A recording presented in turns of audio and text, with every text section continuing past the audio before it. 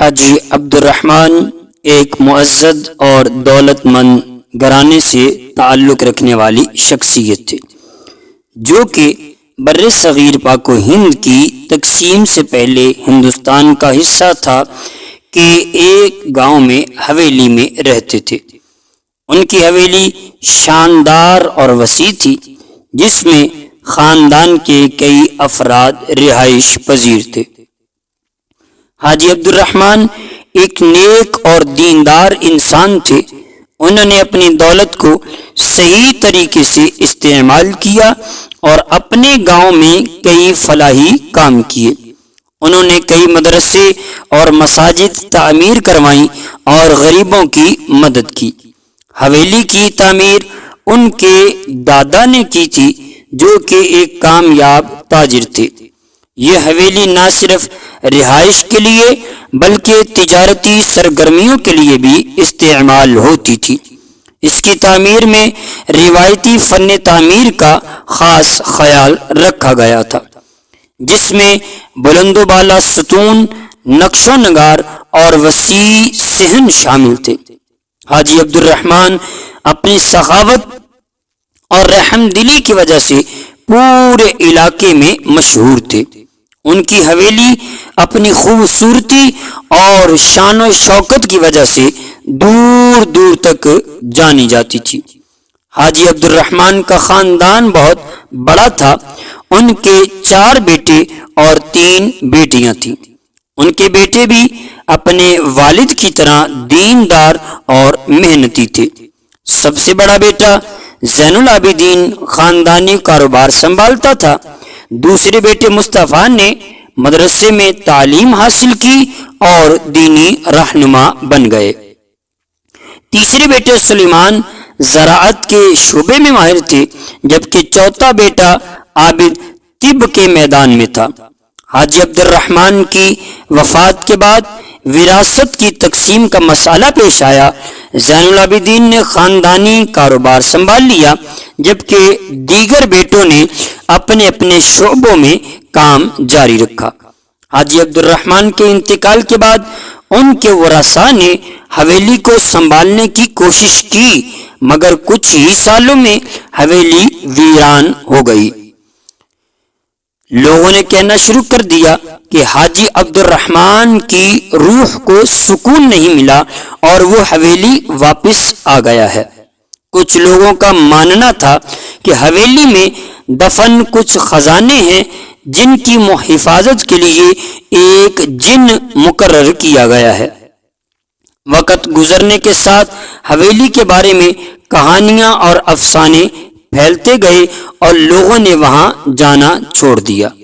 حاجی عبد الرحمن کی حویلی جو کبھی خوشیوں اور جشن کا مرکز تھی اب خوف اور دہشت کی علامت بن چکی تھی۔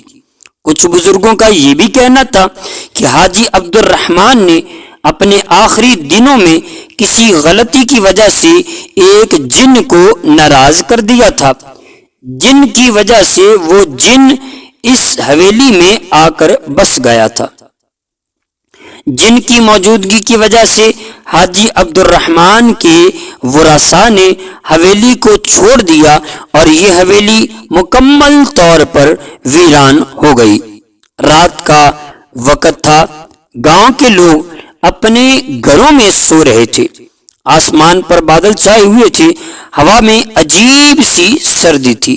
اس گاؤں کے کنارے یہ جو پرانی حویلی تھی جسے جن کی حویلی کہا جاتا تھا، بہت عرصے سے یہ کہا جاتا تھا کہ اس حویلی میں ایک جن کا بسیرا ہے۔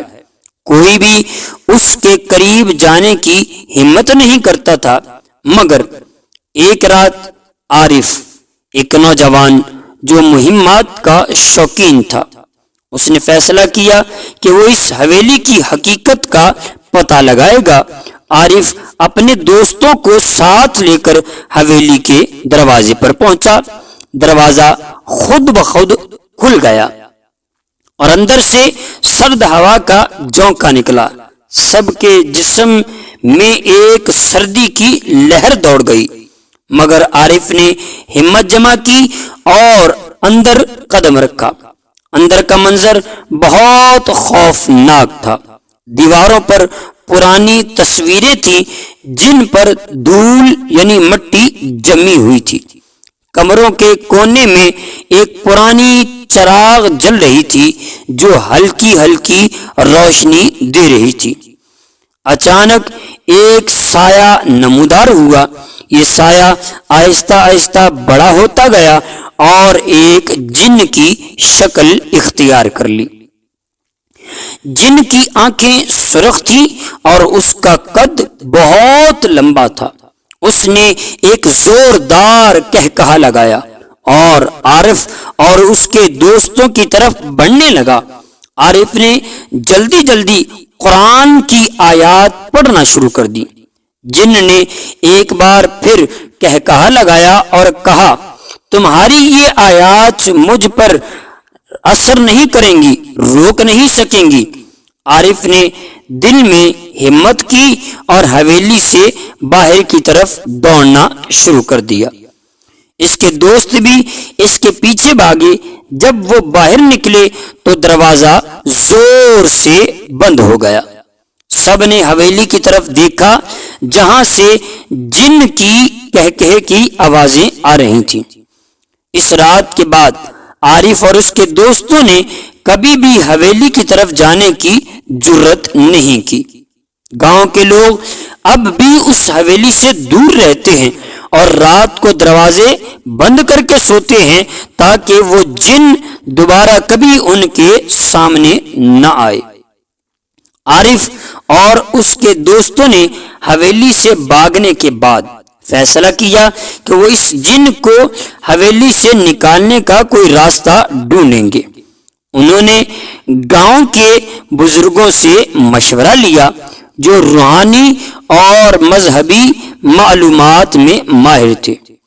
گاؤں کے بزرگوں نے انہیں بتایا کہ جن کو نکالنے کے لیے روحانی طریقہ اختیار کرنے ہوں گے۔ انہوں نے کہا کہ سب سے پہلے انہیں اپنے دل میں ایمان اور طاقت کو مضبوط کرنا ہوگا۔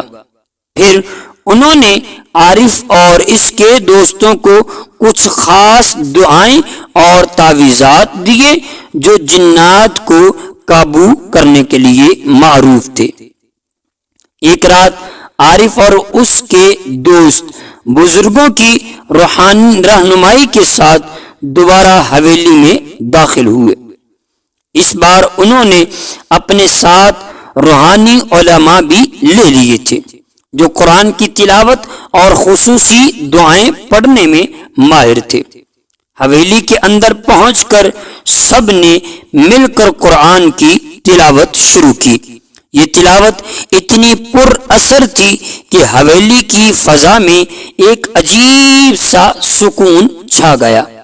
جن کی آوازیں آنا بند ہو گئیں مگر وہ پھر بھی نظر نہیں آیا۔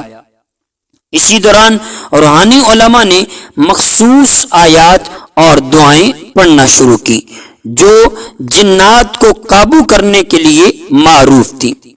حویلی کے ماحول میں ایک بار پھر تبدیلی آئی اور جن نمودار ہوا، مگر اس بار اس کی آنکھوں میں خوف تھا۔ علماء نے جن سے مخاطب ہو کر کہا، ہم تمہیں اللہ کے حکم سے یہاں سے نکل جانے کا حکم دیتے ہیں، یہ جگہ اب تمہاری نہیں ہے۔ جن نے کچھ مزاحمت کی مگر علماء کی تلاوت اور دعاؤں کی طاقت کے سامنے جھک گیا۔ اس نے چیخ ماری اور دھواں بن کر حویلی سے نکل گیا۔ عارف اور اس کے دوستوں نے شکر ادا کیا اور علماء کا شکریہ ادا کیا جنہوں نے انہیں اس خطرے سے بچایا۔ اس دن کے بعد حویلی کو صاف کیا گیا اور اسے گاؤں والوں کے لیے محفوظ بنا دیا گیا۔ گاؤں کے لوگ اب اس حویلی میں آزادانہ طور پر جا سکتے تھے اور اس جن کا خوف ہمیشہ کے لیے ختم ہو گیا تھا۔ ناظرین و سامعین، یہ کہانی اچھی لگی ہو تو چینل کو لائک، شیئر اور سبسکرائب ضرور کرتے جائیے گا۔ السلام علیکم ورحمۃ اللہ وبرکاتہ۔